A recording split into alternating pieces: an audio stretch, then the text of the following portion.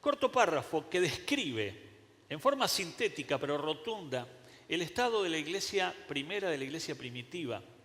Ya habían pasado algunas cosas difíciles, habían sufrido persecución como nuestros hermanos en Irak, había muerto Esteban, había muerto Jacobo por el nombre de Jesús. Y esta iglesia, en lugar de achicarse, en lugar de huir, en lugar de callar, por el contrario, una iglesia que se seguía fortaleciendo y que Dios la seguía usando para proclamar el Evangelio a todas las personas. Pero yo quisiera que tomemos algo así como una plantilla de este pasaje, una plantilla para utilizar tanto en tu vida personal, en la vida de tu familia, pero también y muy especialmente en nuestra vida como iglesia, como comunidad cristiana. Dice esta palabra en primer lugar que la iglesia disfrutaba de paz. Esa paz que se menciona no era una paz de abajo, era una paz de arriba. Era la paz de Dios. Era la paz que el Señor estaba sembrando en esa congregación. Y entonces dice esta escritura que disfrutaba la paz. ¿Cuántas veces nuestra vida es justamente lo inverso, lo contrario a esta palabra? Primero, que no hay paz. Y como no hay paz, no podemos disfrutarla. Y entonces la ausencia de paz en nuestra vida personal, familiar o como iglesia es una de las catástrofes del tiempo contemporáneo, es uno de los dramas que viven las personas hoy. Yo no voy a hablarle, digamos, extensamente acerca de la paz, porque quiero decirle, y vamos a ver de inmediato, de dónde viene la paz y cómo obtener la paz. Yo no sé cómo usted ha venido, yo no sé cómo usted está, yo solo sé que usted y yo necesitamos paz. Esa paz que Dios puso en nuestra vida y que Dios quiere poner en nuestra vida para que la podamos disfrutar. Me da tristeza ver muchas veces la renuncia al disfrute de la paz. Primero porque no se tiene y segundo porque no se sabe disfrutar. Mucha gente hoy día no sabe disfrutar paz.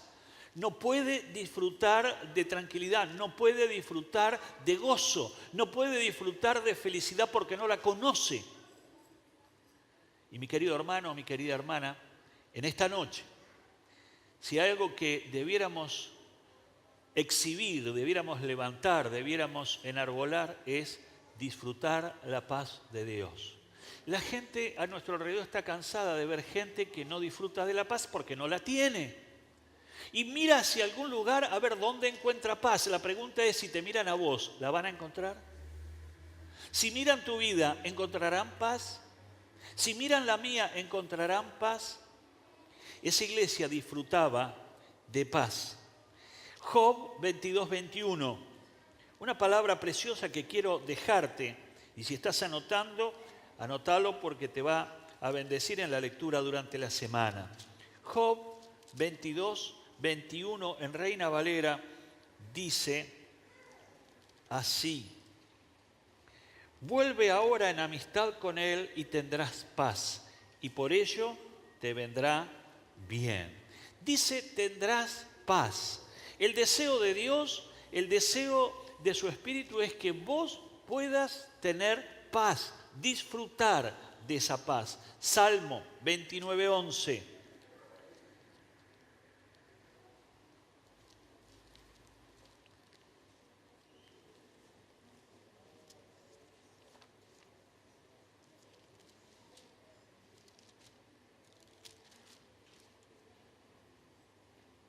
Dice, el Señor fortalece a su pueblo. El Señor bendice a su pueblo con la paz. Si hay algo que debemos subrayar es que la paz viene de Dios. Si hay algo que debemos de rescatar es que Dios desea bendecirte con paz. No es una utopía, no es una fantasía, no es un cuento. Dios tiene paz y paz para otorgar, para bendecir, para beneficiarte, para que puedas disfrutarlo. Seguimos con la palabra y vamos a Juan 14:27. Juan 14:27.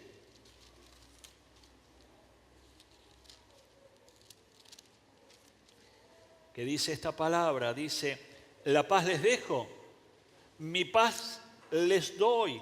Yo no la doy a ustedes como la da el mundo. No se angustien ni se acobarden. ¿Quién dijo esta palabra? Jesús. ¿Quién la dijo? Jesús. ¿Quién la dijo? Jesús. Mi paz les dejo, mi paz les doy. Yo no la doy como el mundo la da. No se turbe vuestro corazón, no se angustien. La paz de Dios es real. Viene de Jesús, viene por Jesús. Y terminamos en Lucas 24:36, cuando Jesús buscaba o veía o se encontró con sus discípulos después de la resurrección. Él declara esta palabra que dice, todavía estaban ellos hablando acerca de esto, cuando Jesús mismo se puso en medio de ellos y les dijo, paz a vosotros, paz a ustedes. Repita conmigo, paz a ustedes. ¿Quién da paz? Jesús. ¿Para qué nos da paz? Para que la disfrutemos. Mi querido hermano, ¿te falta paz? Mi querido amigo, ¿te falta paz? La paz viene de Dios y te la da para que la disfrutes. Esa iglesia vivía así. Sin paz entre nosotros no es posible prosperar. Sin paz entre nosotros no es posible avanzar. Solo y comenzando por tener paz entre nosotros, unidad entre nosotros, viene la bendición de Dios. Viene el renuevo de Dios. Viene ese manantial de agua fresca que es el Espíritu, que vivifica, que restaura, que levanta, que fortalece. Necesitamos ese ambiente de paz. La segunda virtud que esta iglesia tenía, dice que se consolidaba. En otra versión dice, se edificaba. No hablaba de edificio, no hablaba de mampostería, no hablaba de paredes, hablaba de la consolidación espiritual de la iglesia. Esa iglesia, en medio de esa paz, disfrutando de la paz, entonces podía consolidarse en las enseñanzas de los apóstoles, en la verdad de Dios. El Espíritu Santo fue enviado y Jesús cuando lo presenta dice, porque Él les va a enseñar y les va a recordar todas las cosas. Necesitamos tener paz, para luego necesitamos, para dar el segundo paso y poder tener consolidación, edificación, progreso, crecimiento espiritual. Mi querido hermano, hay una pregunta que nos va a ayudar mucho. Este año que has dejado, el 2014, ¿en qué has avanzado? ¿En qué te has edificado? ¿Qué has aprendido? ¿Qué has entendido acerca de las cosas de Dios? Si tu estado en este año que pasó es el mismo del anterior, del 2013 o del 2012, entonces esta palabra no se cumple. Pero si tu año, no estoy hablando de tu economía, no estoy hablando de tus finanzas, te estoy hablando de tu interior, si tu interior ha ido en ascenso, si tu conocimiento de Dios ha crecido, si tu confianza en Dios ha crecido, si tu esperanza en la palabra de Dios ha crecido, entonces sin duda de que estás siendo edificado y consolidado. Necesito paz, un ambiente de paz, para que haya entonces una acción consolidadora, una acción edificante en mi vida. Mi querido hermano, este es nuestro anhelo para este 2015. Deseamos que la paz de Dios gobierne nuestras vidas, nuestros corazones y gobierne nuestra iglesia. Y deseamos que en ese ambiente de paz, de respeto, en ese ambiente de sujeción y de obediencia podamos crecer juntos. Crecer para la gloria de Dios, crecer en las cosas de Dios y crecer en el mundo de la fe. No, nuestra sociedad no necesita realmente más conocimiento porque la ciencia lo da. Nuestra sociedad no necesita ser impactado por tu carácter o por tu simpatía. Nuestra sociedad lo que necesita es justamente hombres y mujeres, niños y jóvenes, adultos, que fueron transformados por el poder de Dios. Amén. La tercera idea que de este pasaje nos dice que vivía en el temor del Señor. Esta iglesia, en tercer lugar, vivía en el temor de Dios. La palabra temor muchas veces es mal interpretada o traducida de una manera que nos genera algo así como miedo. Creemos que hay que tenerle miedo a Dios. No es esa la palabra, no es ese el estado, no es ese el espíritu. No es tener miedo de Dios. Exactamente, si pudiéramos traducir, el temor de Dios es respeto reverencial de Dios. Respeto reverente de Dios. Y qué importante es rescatar este valor perdido. Qué importante es rescatar esto que se nos ha quedado en el camino. Muchos de los problemas nuestros es porque le hemos perdido el respeto a Dios. Y no solo hemos perdido el respeto a Dios, sino lo más dramático, que le hemos perdido el respeto a la palabra de Dios. Y entonces la palabra de Dios ya no es la que manda, la palabra de Dios no es la que me gobierna, la palabra de Dios no es la que me dirige. Ahora me dirige el yo siento, el yo creo, el yo pienso y el a mí me parece. Como iglesia tenemos que retornar a la palabra. Como iglesia tenemos que retornar al consejo de Dios. Como iglesia tenemos que retomar el temor reverente a Dios. Es esa idea de que Él es el Rey y que yo soy su siervo. Es que Él es el Señor y entonces es dueño de todas las cosas y por supuesto es el dueño de mi vida. Hasta aquí hemos vivido como dueños de nuestra propia vida. Hasta aquí hemos vivido determinando o creyendo que nosotros tenemos el gobierno. Pero lo que la Biblia nos enseña es que el verdadero gobierno está en las manos de Dios. Que quien ejerce completa autoridad es el Señor. Y cuando yo le otorgo al Señor entonces la autoridad sobre mi vida, la autoridad entonces para hacer lo que Él dice, para hacer su voluntad, entonces los destinos de mi vida cambian rotundamente. Pero también los estados de mi vida cambian gloriosamente. Mi querido hermano, tenemos que retomar justamente ese temor reverencial. Segunda de Corintios 5:11 y terminamos. Segunda de Corintios 5:11 dice: por tanto, como sabemos lo que es temer al Señor, tratamos de persuadir a todos, aunque para Dios es evidente lo que somos, y espero que también lo sea para la conciencia de ustedes. Pablo sabía lo que era el temor a Dios, el temor a Jehová. Pablo había entendido este secreto, Pablo había entendido esta verdad. Y entonces, déjamelo resumir de esta manera para que no suene complicado. ¿Qué es temer a Dios? Es hacer lo que Él dice. Es hacer lo que Él dice. Cuando nos enfocamos a hacer lo que Dios dice, entonces estamos otorgándole la autoridad a Él.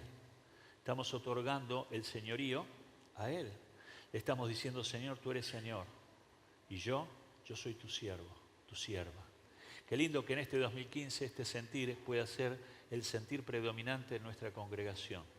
Pueda llegar a ser algo que nos conduzca a descubrir nuevas fronteras en el Espíritu, a buscar y a conocer nuevas verdades que están ocultas en el corazón de Dios.